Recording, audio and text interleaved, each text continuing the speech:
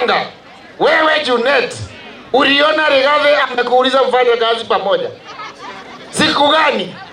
Rigathi anataka kufanya kazi na wakenya wote wenye wanataka kuenda barabara moja, sio na wale wezi wenye wanakula pesa ya cha, sio wale wezi wenye wanakula pesa ya masomo. Kwa hivyo pia sisi, wewe Gladys Wanga na wewe Junet, kaeni tutafanya kazi na wakenya wengine.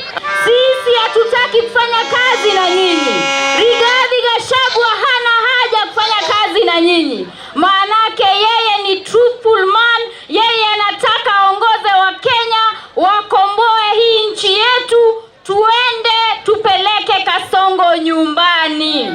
Wewe Junet Mohamed, unaongea na chakula kwa mdomo.